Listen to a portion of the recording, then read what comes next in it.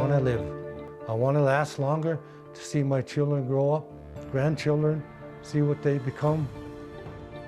Tonight, a Marine Corps veteran in a battle for his life. He and others contend he's being unfairly denied a chance at an organ transplant, and they're pleading for something to change before it's too late. Here's AJ Legault with the latest in his 2-year investigation: distance, delays, and denial. Hi, Julie. In the interest of transparency, we're going to tell you up front that the VA labels the premise of this investigation as false and parts of it as offensive and inflammatory. We'll let you watch and decide for yourself. 5:30 a.m. on the longest day of the year.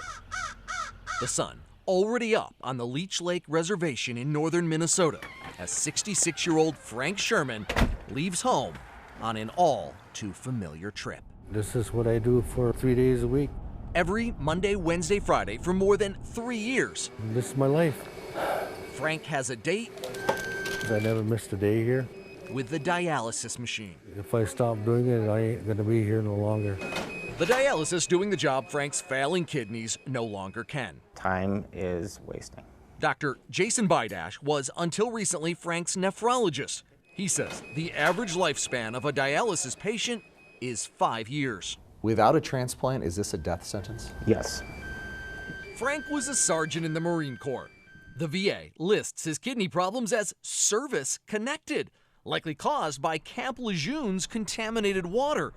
But when it comes to putting Frank on the kidney transplant list, the VA has so far refused. So the whole thing just stunk. Hugh Quinn recently retired as Itasca County's Veterans Service Officer. Frank's transplant denial haunts him. Yep. Why? I don't want to see Frank die. Quinn reached out to KARE 11 about Frank's case. He'd been following our now 2-year investigation exposing deadly delays, dubious denials, and prohibitive travel requirements in the VA organ transplant program. A VA whistleblower claimed were costing lives. How many patients do you think unnecessarily died because of this system? Thousands. The reporting sparked Congress to write new legislation. This is, again, one of those things that's just smart, all in the interest of the best care for our veterans. And President Trump just last month signed reform measures into law as part of the VA Mission Act. It allows veterans to get transplants closer to home and gives more control to their primary care doctor. Yes. How the new law could affect Frank's case remains to be seen. But his primary care physician at Cass Lake Hospital, Dr. Becker, writes there is no valid reason for him not to be selected for a transplant. The Minneapolis VA's chief of nephrology referred to Frank as an average risk candidate for kidney transplant. Dr. Bidash concurs. I think that he would make a good transplant candidate. So why, in spite of those doctors' opinions, is Frank being denied a transplant? The VA says it's because he's not mentally alert enough to follow medical instructions. In a letter to Senator Amy Klobuchar, Minneapolis VA Director Patrick Kelly explains the primary reason for the denial. Due to his limited functional status and vascular dementia with significant neurocognitive deficits, he is not an acceptable candidate. Dr. Bidash thinks the VA made a life-threatening mistake. Frank, in my opinion, does not have significant neurocognitive deficits. His regular doctor in Cass Lake agrees, writing of the claim that Frank has cognitive impairments. This is simply not true.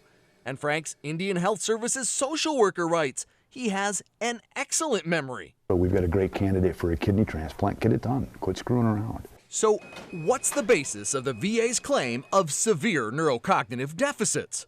We found the answer buried in Frank's records. He was given a pair of neuropsychological evaluations to determine whether he could care for himself post-transplant. Frank failed. Saying that I can't remember things. Frank says he was asked to recall lists of words and names, but struggled because he doesn't read well since he grew up speaking Ojibwe. What's more, the test included words he says he'd never heard before. And then they think that's because you don't know a word, they think that's a memory. It's not a memory. It's a word you don't know. A note from his first exam raises serious questions about the accuracy of the VA testing. patient performance was scored on Caucasian norms due to lack of Native American norms available. Notes from follow-up testing in 2016 state cross-cultural factors may have contributed to suppressed performance, and results may therefore potentially underestimate his true level of cognitive functioning. But they denied him anyway. That doesn't surprise me. What does that say to you? It says it's a biased system. When Carol Levin contacted the VA about Frank's case, they defended their testing, claiming the suggestion it discriminates against Native Americans is completely false, offensive, and defamatory. And unlike their letter to Senator Klobuchar, which focused on Frank's so-called neurocognitive deficits, the VA listed other issues, ranging from missed medications to not using his CPAP machine, as primary reasons for his denial. Problems Frank's own doctors think are overblown. I think the VA system is really set up to look for reasons to disqualify patients rather than to look for reasons to give them a kidney transplant. I'm proud to do it. Despite the toll dialysis plays on his body, Frank spends hours each week maintaining his tribe's Veterans Cemetery Park, which he created in honor of an uncle who was a World War II POW. It's a lot of work. I feel that it's my duty to take care of our veterans because they sure took care of us. He now questions why the government he so proudly served has given him what his doctors say amounts to a death sentence. I told my children, I says, whatever happens, I lived a good life. The VA now tells Carol Levin they are willing to reevaluate Frank's suitability for a transplant if he shows a trend of at least 6 months improvement, including not missing medications. We'll let you know what happens. So they don't take his doctor's opinion into account at all? Apparently not. Every one of his medical professionals who deals with him regularly says he has no severe neurocognitive deficits. He's never missed a day of dialysis in years. The dialysis clinic says he's doing fine. His own nephrologist says he's doing fine. His primary care doctor says he's fine. His Indian Health Services social worker says he's fine. All right, well, This is glad what we you're on got. the story. So Keep us he updated. started that 6 months, so hopefully he sticks with it, and we'll see what happens. We've been told he's fully complying with Yeah. his medications and has been for some time. In June, a Carol Levin investigation found a Minnesota veteran was denied a life-saving kidney transplant. And it raised questions about whether a VA testing discriminated against Native Americans. Tonight, an update about new tests and new hope for a veteran wrongly denied. Here's AJ Legault with the latest chapter of his 2-year investigation into the VA's organ transplant program that we call Distance, Delays, and Denial. That small commuter jet from Bemidji, taxiing to the gate at MSP, has a passenger on board who's been on a seemingly never-ending journey. Oh, it's been about good 6 years.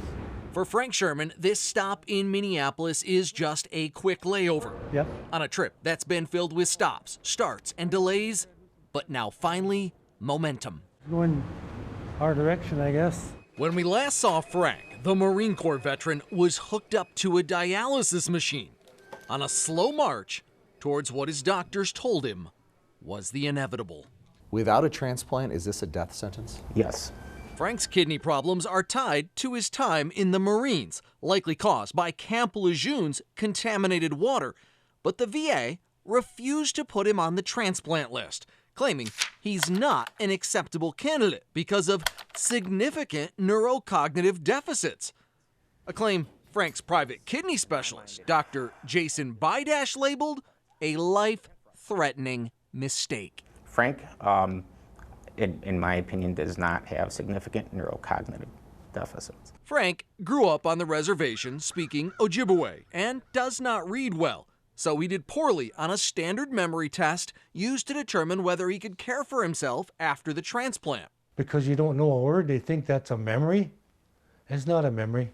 It's a word you don't know. But when Carol Levin dug through Frank's VA test records, what we found raised serious questions about their accuracy and fairness, including this note: patient performance was scored on Caucasian norms due to lack of Native American norms available. What does that say to you? It says it's a biased system. After KARE 11's report aired, the VA gave Frank a new evaluation. To the surprise of no one who knows him, it states, current exam results do not support a diagnosis of major neurocognitive disorder.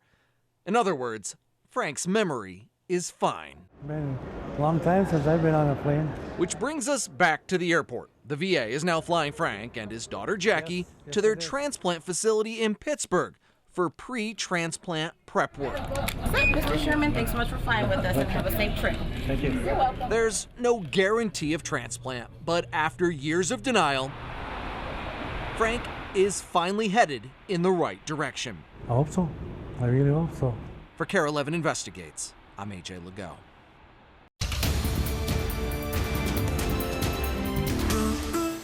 Thanks for joining us. We begin with some positive news tonight. The VA has reversed its denial of a kidney transplant to a Native American veteran from Minnesota in the wake of a KARE 11 investigation. AJ Legault joining us with the latest development in his 2-year distance, delays, and denial investigation into the VA's organ transplant program. AJ? False, offensive, and inflammatory. That's how the VA labeled the premise of our investigation before it even aired. We were raising questions about whether VA testing discriminated against Native Americans. What we exposed was a veteran wrongly denied a life-saving kidney transplant. That's now changed. When we first introduced you to Frank Sherman, the Marine Corps veteran was hooked up to a dialysis machine. On a slow march towards what his private kidney specialist, Dr. Jason Bidash, said was the inevitable. Without a transplant, is this a death sentence? Yes. Frank's kidney problems are tied to his time in the Marines, likely caused by Camp Lejeune's contaminated water. But the VA refused to put him on the transplant list, claiming he's not an acceptable candidate because of significant neurocognitive deficits. Frank grew up on the reservation speaking Ojibwe and does not read well. So he did poorly on a standard memory test used to determine whether he could care for himself after the transplant. Because you don't know a word, they think that's a memory. It's not a memory. It's a word you don't know. But when KARE 11 dug through Frank's VA test records, what we found raised serious questions about their accuracy and fairness, including this note. Patient performance was scored on Caucasian norms due to lack of Native American norms available. What does that say to you? It says it's a biased system. After KARE 11's report aired, the VA gave Frank a new evaluation. It found current exam results do not support a diagnosis of major neurocognitive disorder. In other words, Frank's memory is fine. Tuesday night, he got the call he'd been waiting for. He's officially on the organ transplant list. It just took a 6-year fight. Once a Marine, always a Marine. Simplify. Semper Fi, Frank. Being on the official transplant list is not a guarantee that Frank will get a kidney in time to save his life, though. But he says now at least he's being given a fair fighting chance. Too bad it took this long. It is. Yeah. He's been waiting a long time for this, so great news today. Thanks, AJ. Thanks, AJ. Well, new tonight, tens of thousands of veterans owed big refunds involving their mortgages. They're due millions of dollars, but the VA hasn't even told them about the money. Tonight, KARE 11 investigates the staggering finding in this funding fee fiasco. Here's AJ Legault. For many Twin Cities veterans, the Uptown VFW is home away from home. So I've got friends. Ask around here, and it's not hard to find veterans like James McLeodon, Desert Storm and in Operation Just Cause, who've bought an actual home using one of the biggest benefits available to those who've worn our nation's uniform, the VA Guaranteed Home Loan Program. Here's why it's such a deal. In addition to no down payment, these loans typically save you money due to competitive interest rates and limited fees charged at closing. It's a fantastic program. I can't even tell you how many people would never have homes without this. But KARE 11 Investigates has discovered the program, widely praised for opening the door to home ownership for millions of veterans, has a secret. What I'm handing you is a report that came out in 2014. The report originated inside the Whipple Federal Building at the VA's St. Paul Regional Loan Center, where it's been an open secret for years. But for veterans, this is scary, man. It's a bombshell. This is sad. This is, wow. Carol Levin obtained the internal VA report labeled Funding Fee Payment Analysis from a whistleblower. It summarizes research done by VA Loan Center employees here in Minnesota who discovered a nationwide problem.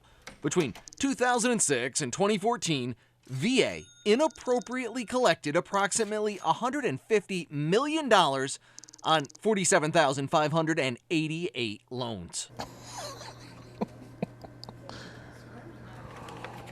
Okay. How it happened seems innocent enough. A veteran using the VA Home Loan Program is required to pay what's called a funding fee, up to 3.3% of the loan amount. If you're a disabled vet, that funding fee gets waived. But there's a glitch. If a veteran has only applied for a disability rating and the claim is still pending when they get their VA loan, they have to pay the funding fee. That can add up to several $1,000s. But if their disability claim is approved later, they're due a refund of that funding fee. But as the VA's own report discovered, that doesn't always happen. Remember, for just an 8-year period, it found the VA owes veterans $150 million in refunds. The report proposed an action plan to fix the problem and repay veterans. So, what happened? It's been 5 years since this report was done here in the Twin Cities, detailing a simple way to identify veterans due refunds.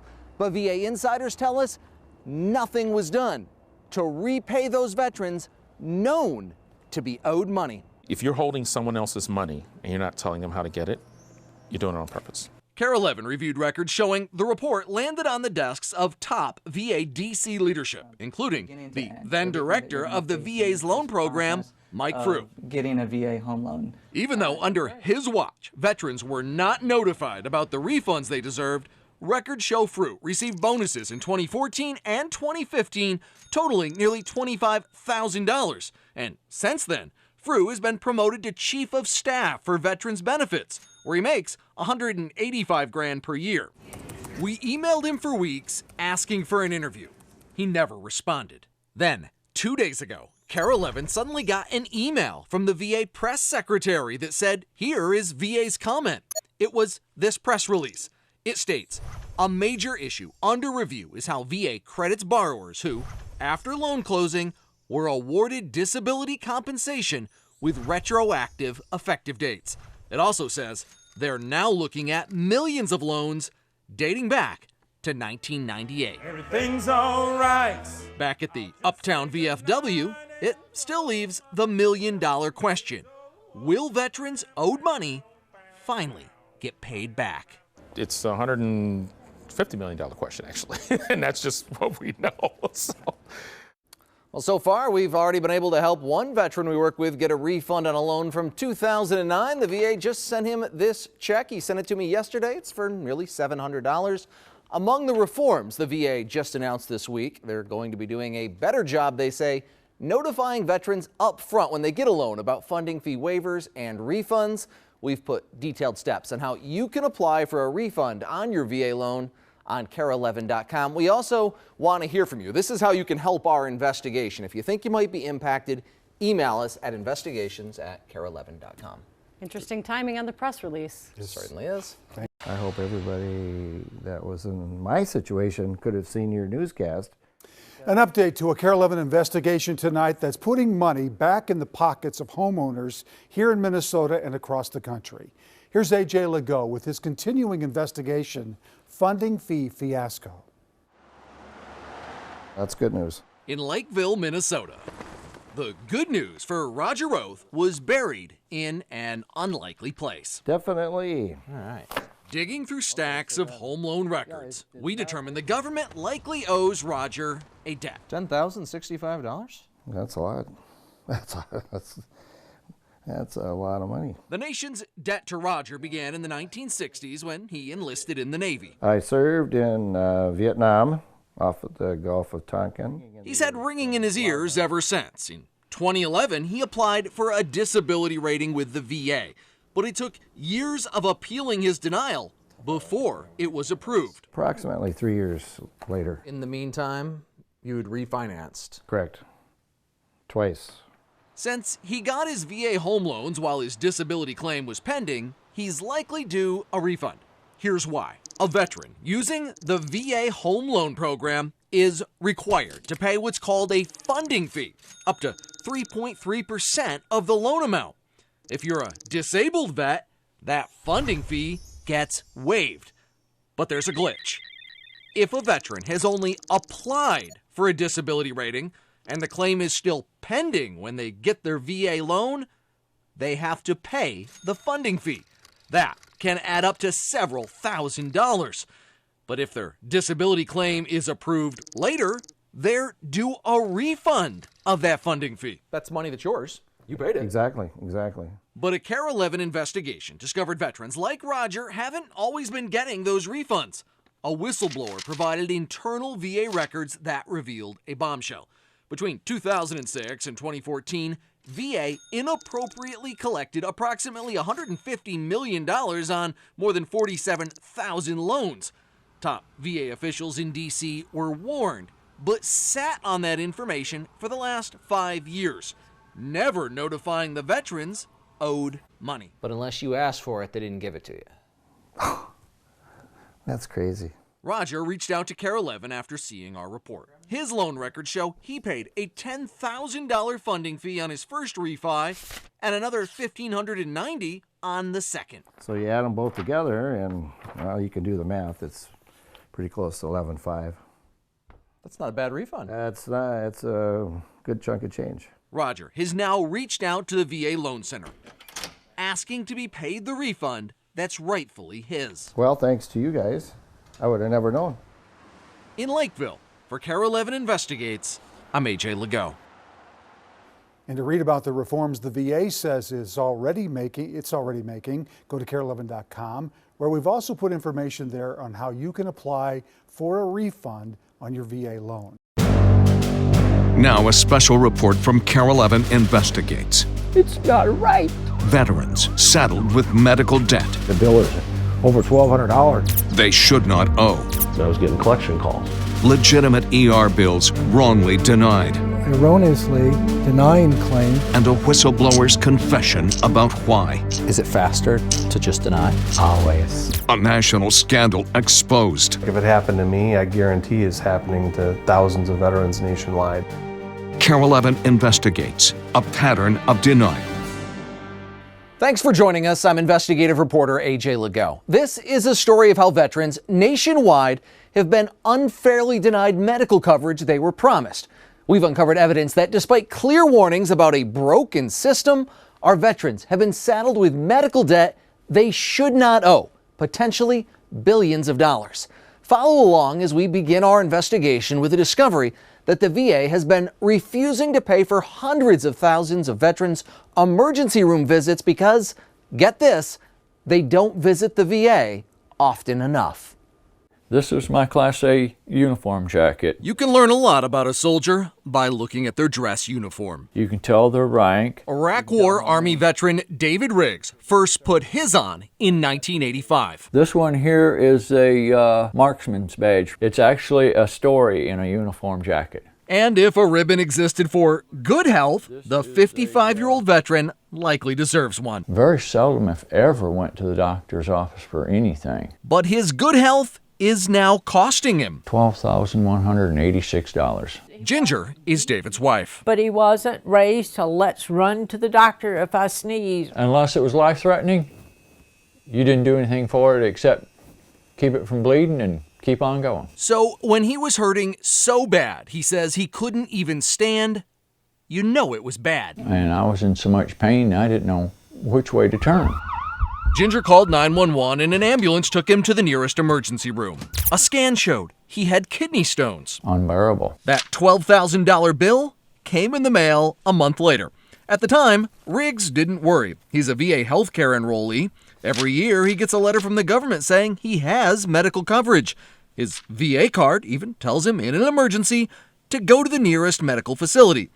So he was surprised when he got this letter from the VA. They denied my claim because I hadn't seen one of their doctors in the last 24 months. That's right. Veterans who don't see a VA doctor every 24 months can have their ER bill denied. I'm being penalized for being healthy and not having to use a doctor very often. David says he'd never heard of this 24-month rule.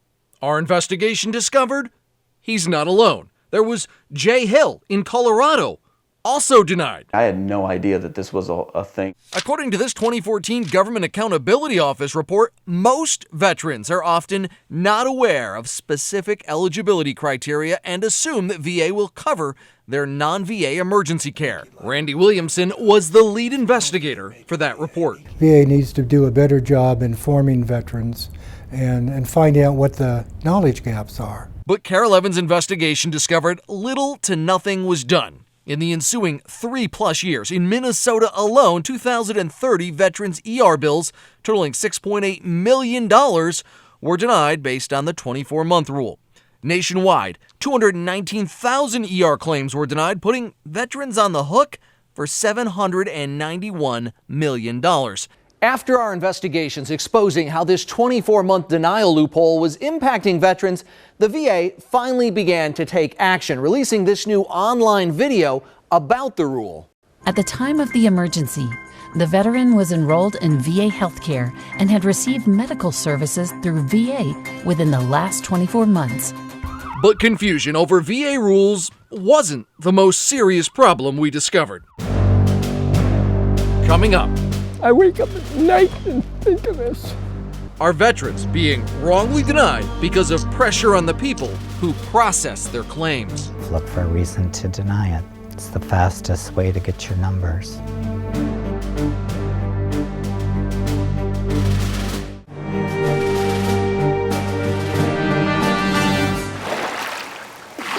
A tranquil existence on the shore of Lake Pokegama in northern Minnesota is how 78-year-old Army veteran Jerry Molwitz expected to spend his golden years. I don't want it destroyed by this type of garbage. The garbage is medical bills Jerry says he should not owe. I don't deserve this. And a letter from the Department of Veterans Affairs saying claim denied. Treatment provided does not meet the prudent layperson's definition of an emergency. Drafted by Uncle Sam in the early 1960s, Jerry receives all of his medical care through the VA.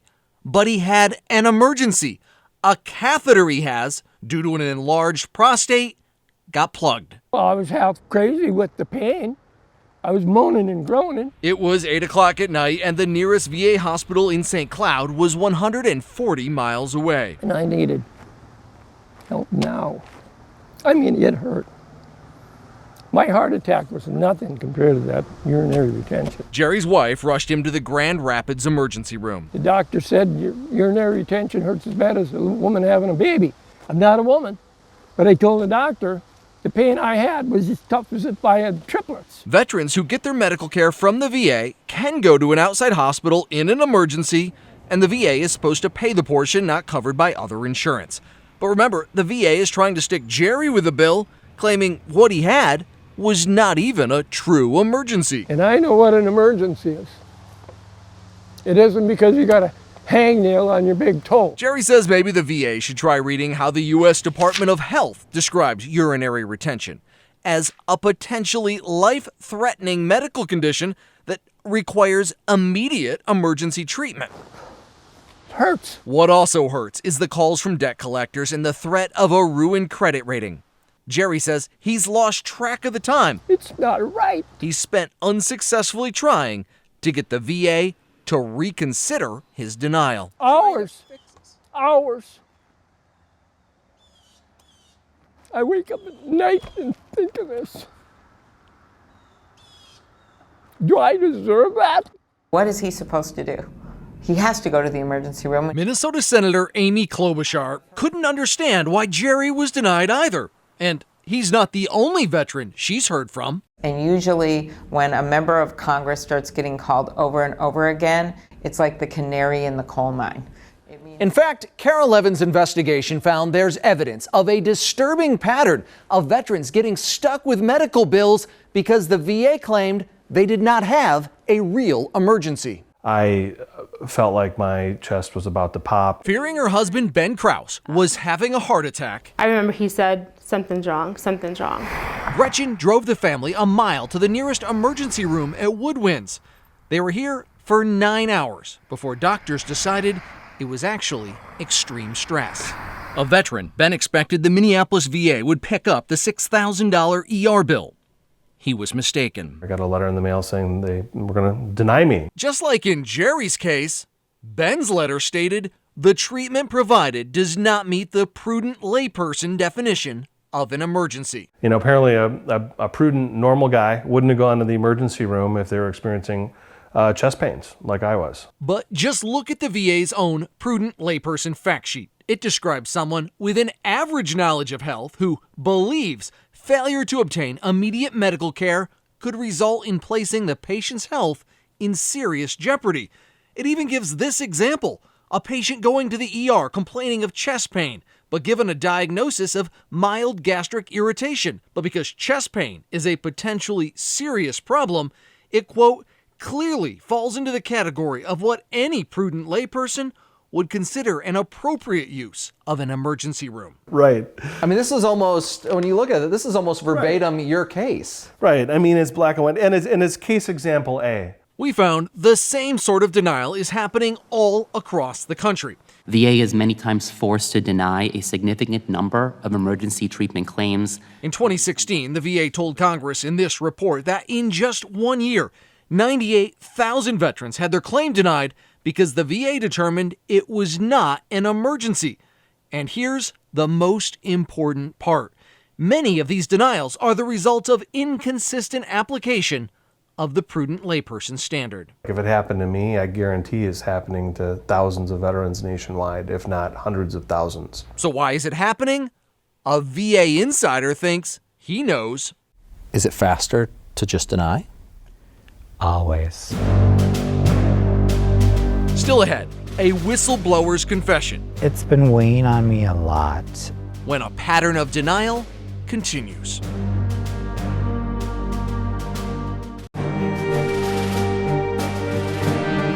Some days, if I have to walk a lot, my knee will swell up. Army veteran Bob Ramsey is a dispatcher for a trucking company. After years as a tank mechanic for Uncle Sam, his knees are shot. Right when I'll have to be replaced eventually. In 2015, he needed a knee surgery, but the wait time at the Minneapolis VA was too long. So he was approved for the Veterans Choice Program that President Obama signed into law, allowing veterans facing lengthy VA delays to get care at private hospitals. Bob's surgery was done at Maple Grove. So I got that done and thought everything would be okay. Bob has a blood disorder, so he was warned if he had any unusual pain after surgery not to ignore it. Because I could have a blood clot. About a week after his surgery at Maple Grove, Bob had growing pain in his calf, so called the Minneapolis VA, asking if he should come in to their ER. He says he spoke with the nurse on duty. And she said, well, you should go in and be seen right away, but you should go back to where you had the surgery. And so that's what I did. But what happened next made no sense. Right there. Bob got a letter in the mail from the Minneapolis VA refusing to pay for his ER visit because he could have gone to the VA. VA or federal facility was available to provide services. Claim denied. I called for advice, to ask what they want me to do. They told me what to do. I did what they told me to do, and then they refused to pay. Bob says he tried reasoning with the VA for nearly a year. Exactly. Meanwhile, his bill from Maple Grove was turned over to a collection agency. They'll continue to call and harass you. You know, you're a bad person because you didn't pay your bills. It's a story that sounded all too familiar to 71-year-old Rocky Waite, a Vietnam War Army medic with a 100% service-connected disability. I never say I came home, I came back. His battle with the VA began with a large kidney stone. The pain just got to be excruciating. Just like Bob, Rocky called the Minneapolis VA to ask what he should do. He was told to go to the nearest ER, St. John's Hospital, where he had emergency surgery. And 10 days later, when it was time to have the emergency stent removed, he called the VA again His VA records even prove it. They clearly show he was instructed to go back to St. John's. I took their advice and went, had the procedure done. Next thing I got was a denial letter from the VA saying I didn't follow protocol. Despite doing everything right, Rocky was stuck with a $1,200 bill. So I did as I was told. I don't know how else you could do it. He appealed and was again denied.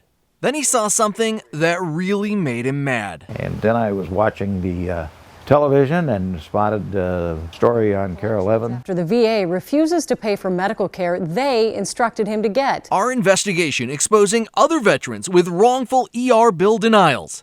He emailed us his records. This one came in from Mr. Rocky Waite. And we mentioned his case on air. Sticking this veteran with a $1,200 bill.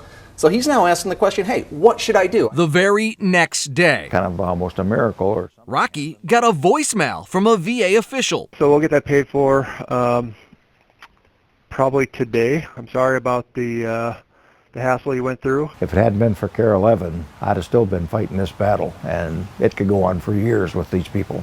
And just one day after Care 11 contacted the VA about Bob's denial, he too got a voicemail. So the ER emergent care claims will be processed today for payment. Bob wonders why it took a call from a reporter for the VA to do what's right. Well, that's bureaucracy. But none of the payment problems should have been news to officials here at VA headquarters. Turns out there have been warnings about it for years. Coming up, we found that basically VA was doing a very poor job. Early warnings from a government investigator and a whistleblower who witnessed it firsthand. We were told to pick and click and get them moving. A pattern of denial continues after the break.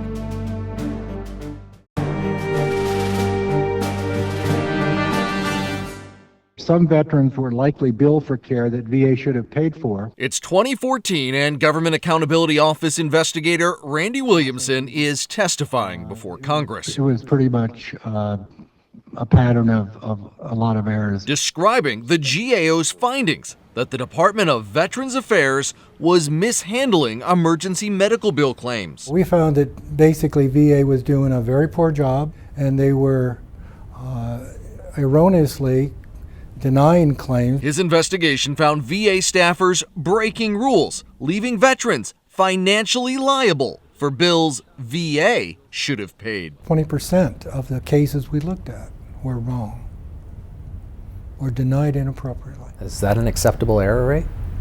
Heavens no, it's not. 20%'s not even close. Grand Rapids Clinic. Fast forward 3 years and Care 11's investigation, I don't deserve this, was still finding the same problems. Whether the VA should pay this claim is black and white. In case The bill is over $1,200. after case I was getting collection calls. after case. It's the expectation that this issue was being fixed. That was the expectation. One of the fixes Williamson expected the VA to make: stop denying payments when the VA itself had pre-approved care at an outside hospital. But we documented it was still happening. Asked what they want me to do. They told me what to do. I did what they told me to do, and then they refused to pay. Another problem: clerks denying claims without required medical review. They were just denying it. Really? We knew the improper denials were happening a lot, but we didn't know how or why until a VA whistleblower with a heavy conscience came forward. It's been weighing on me a lot. His name is Joe. He asked that we not use his last name. When we met him, he worked as a voucher examiner for the VA's Office of Community Care. That's the office that either approves or denies emergency treatment claims. A Minnesota veteran turned over to collections after He'd seen our reports and told us he believes there are a lot more veterans out there stuck with emergency medical bills the VA should have paid. You know for a 100% fact that there are claims being done incorrectly? Yes. Because you've done them incorrectly? Yes. An admission in direct conflict with Joe's own 2016 VA employee performance appraisal. In glowing terms, it claims he's an exceptional employee who's accurate an incredible 99% of the time. Is that true? Probably not. Joe says they don't really monitor errors. What they do track and focus on is how many claims examiners complete each hour. We are accountable for speed, and the faster you are, your performance goes up. So just how fast does the VA expect examiners like Joe to be when they go through a veteran's often complicated emergency medical bill claim? Joe's performance review spells it out. To get an exceptional employee rating, the target for handling claims like Ben and Bob's is 22 an hour. Let's do some math. If an examiner has 60 minutes to review 22 claims, that means on average less than 3 minutes spent reviewing each one. 3 minutes to determine whether it was a real emergency, service-connected, covered by other insurance, or if they should have gone to a VA hospital instead. We were told to pick and click and get them moving. Remember Randy Williamson's GAO report back in 2014? It found the same problem. VA management mainly focused on timeliness, not on making sure rules were correctly applied. Nobody was checking? Nobody was checking. And there's more at stake than veterans getting stuck with bills they don't owe. Fearing those bills, GAO found veterans putting their lives at risk by bypassing the closest emergency room to drive miles to the VA, including one vet with a gunshot wound. When his wife drove him to a veterans hospital 100 miles away rather than go to the nearest facility in the community. Why? Because the veteran thought that he would be on the hook for the bill. Are claims being denied unfairly because you and other claims examiners are not reading them thoroughly? Yes. And here's where the VA's focus on speed goes even further off the rails. Joe says it's a lot faster to deny a veteran's claim than to go through all the steps it takes to approve it. Look for a reason to deny it. It's the fastest way to get your numbers. In a statement, the Department of Veterans Affairs denied it has quotas, saying employees have a performance plan that measures production standards, effectiveness, quality, and customer service. But that explanation did not ring true to the ranking member of the House Veterans Affairs Committee. After seeing Carol Levin's report, Representative Tim Walz called for a new nationwide investigation. We'll find out how widespread this is. We'll ask the IG to do what they do to see if it's broader, see if this is systemic, and try and figure out how deep it goes. Just how often has the VA been denying veterans ER bills? Carol Levin crunched 2.5 years worth of VA data and found in the VA Midwest network, which includes Minnesota, 52% of all emergency medical claims are denied. That's $65 million forced back onto veterans to pay. Nationwide, it adds up to $2.6 billion in just 1 year. Sometimes what's being denied obviously should be approved? Yes. That's a damning claim. Yes. A confession that leaves veterans like Jerry Malwitz I fought for this country, still stuck with bills, and I'm proud to be a veteran. Proud. U.S. Army. feeling betrayed. And then we, at 78 years old, that's how I'm treated.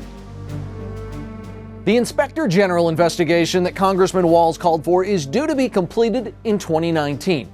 Just within the last month, the Department of Veterans Affairs enacted key reforms, including nationally standardized reviews for accuracy on emergency medical bill denials. On behalf of all of us at KARE 11, thanks for watching A Pattern of Denial.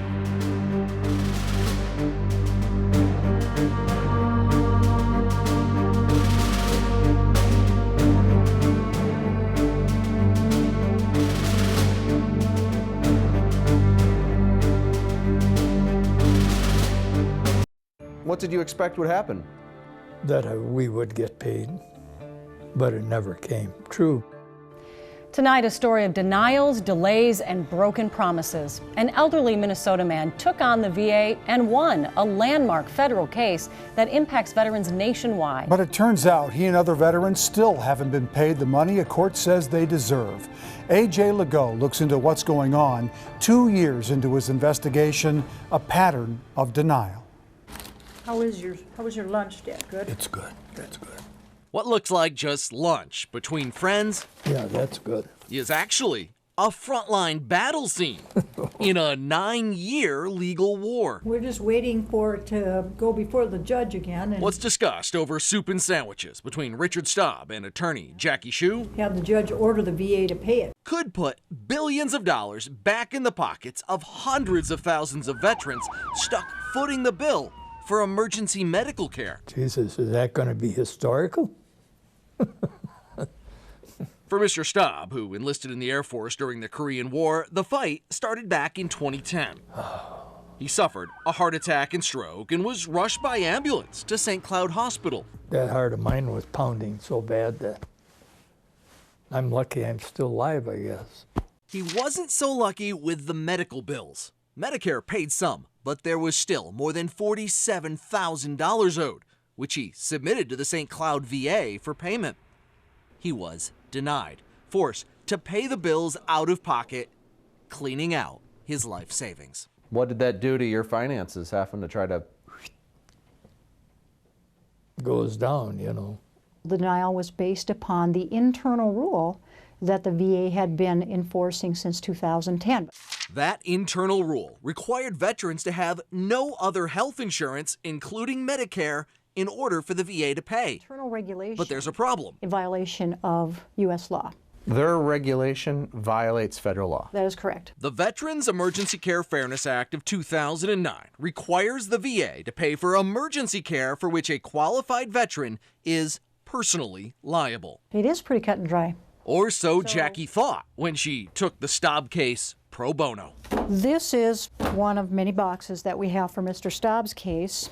The case took 7 years. The U.S. Court of Appeals eventually ruled in Staub's favor, calling what the VA had been doing wholly inconsistent with federal law. A landmark ruling with huge implications for veterans nationwide. The VA said the Staub ruling made them liable to pay 370,000 previously denied claims, totaling more than $2 billion.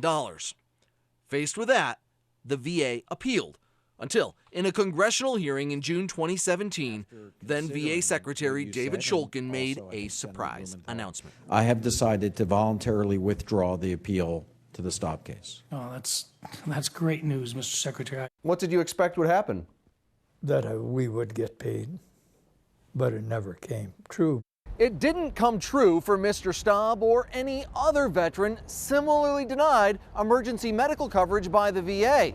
In fact, congressional sources tell me that over the last 2 years, nationwide, just $12. Let me repeat that. Just $12 has been repaid under what's become known as the Staub rule. How could that be? Mr. Staub's lawyer says VA pulled an about-face, creating a new loophole. They now claim the $47,000+ left over on Staub's bill after Medicare was a copay, for which they're not liable. It's just ridiculous what has occurred here. So you guys won this landmark ruling, and it hasn't done Mr. Staub a lick of good? No, it's not done him a lick of good. We're still hitting our head against the wall. A new class action lawsuit on behalf of veterans nationwide has been filed against the VA for continuing to deny these types of claims using the copay loophole. Where's he down? As for Richard Staub, the Minnesota veteran has refused to back down in this David versus Goliath fight, saying he's hoping to live long enough to see it through. I don't know how long I got to live. No one does. And guess what? If Mr. Staub were to pass away before this gets settled, the VA will be off the hook and not have to pay him or his family.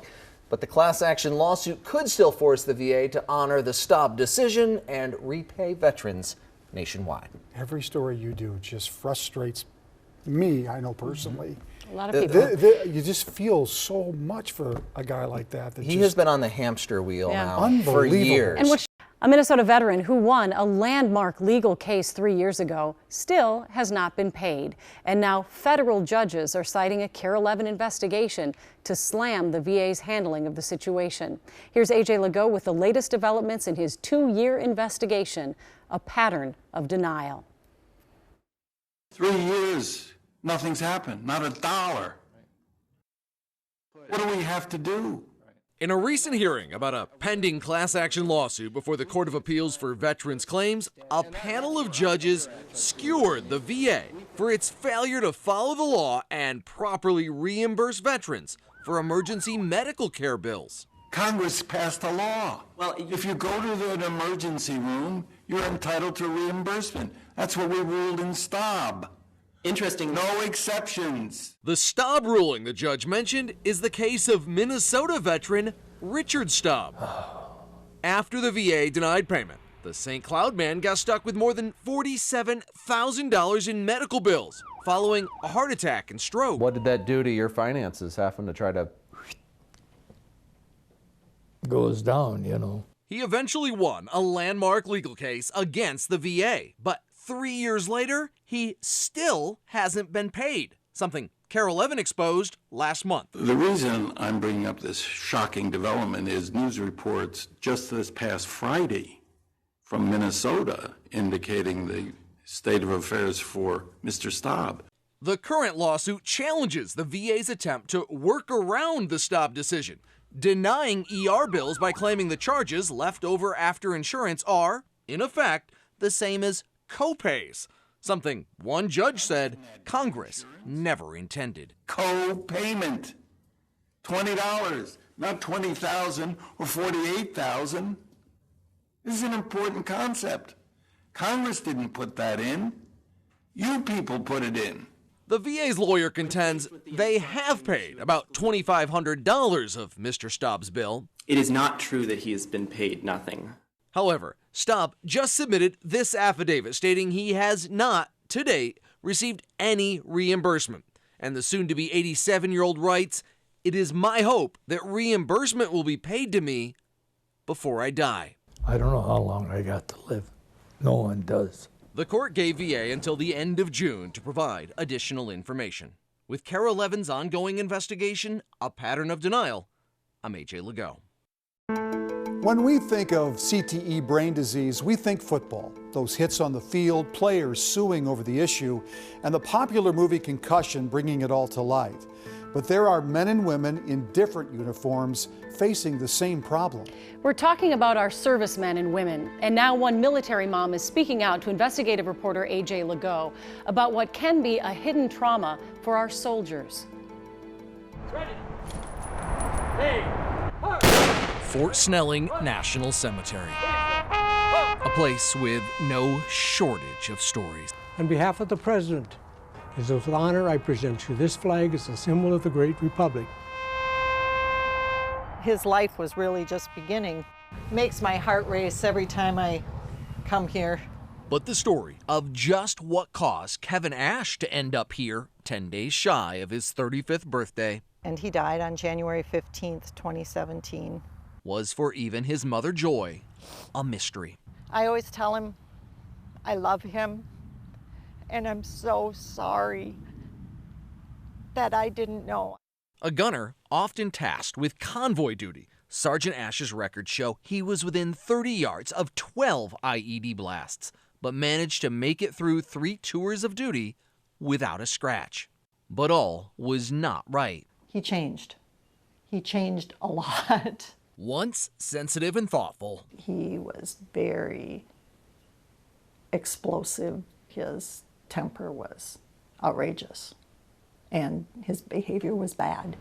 The VA diagnosed Kevin with the usual suspects: PTSD, anxiety, depression, but denied he had a traumatic brain injury. Nope, they never would diagnose that. Then in the fall of 2013, while playing rugby, Kevin collapsed after a routine tackle and fell into a coma for a month. Over the next 3 years, he was unable to care for himself, battling cognitive dysfunction, memory loss, even blindness. And ultimately, he passed away in hospice care at the Minneapolis VA. Joy wanted answers that doctors couldn't seem to give. So, acting on a hunch, she donated Kevin's brain to Boston University, the same center that's research has documented serious brain injury and disease in football players subjected to years of big hits. BU called joy with their findings. And at the end I said, so did he have CTE or not? And she said, oh yeah, he had CTE. That evidence of CTE, chronic traumatic encephalopathy caused by substantial blast-related brain injuries, is significant. Dr. Lee Goldstein is director of BU's neurotrauma laboratory. The numbers of these military servicemen and women who've had these exposures are staggeringly large. I mean, this is not a small problem. He says one blast exposure causes numerous brain injuries and fears the risks may be even higher if repeated blasts come close together. You know, if you have one of those where you really have multiple injuries all at once, and you have another one, you know, a week or two later, not good. Not good. Not good at all. Dr. Goldstein says just like football, needing to limit blows to players' heads, Kevin's case clearly shows the military needs to better track and limit a soldier's repeated exposure to blasts, even if it means pulling a healthy-looking soldier out of the field. What does Sergeant Ash's case mean for the rest of the veteran community? This case in particular is bringing to light is this is real, it has real consequences, and we need to take this issue very seriously because otherwise people get worse and they die. It's that knowledge that Kevin's final act of service could provide information that saves other soldiers that has his mom vowing to tell his story to all who listen. He always was the one to lead the way, so he has one more chance to do that. Joy tells us her goal is to help her son's legacy of service live on through the search for earlier diagnosis and treatments of CTE. She's partnered with the Concussion Legacy Foundation to raise awareness and to encourage other military members to pledge their brain to accelerate military CTE research. We've put links on how you can learn more about that on KARE11.com. Man, our hearts certainly go out to her. And you can't definitively say it is CTE until the person has passed away. Are there ways to maybe track it and say this definitely looks like CTE? They are starting to be able to do some earlier diagnosis saying this really looks like CTE, but that official diagnosis right now is still postmortem. All right. Thanks so much, AJ. Did a Minnesota veteran eat something in Vietnam that ended up killing him more than 4 decades later? His family thinks so and is questioning why other veterans aren't being warned they too could be at risk. Here's investigative reporter AJ Legault. I'm shaking like a leaf, but I really needed to do this for him. Roxanne Peterson just lost her husband of 44 years. And I lost him because I believe there's information out there that wasn't shared with us. Army veteran Stephen Peterson, Pete to his friends, planned to tell this story himself. He didn't make it to our interview. Date of death, November 11, 2018. He felt like he fought the war twice, and this time it got him. The war, Pete's war, was Vietnam.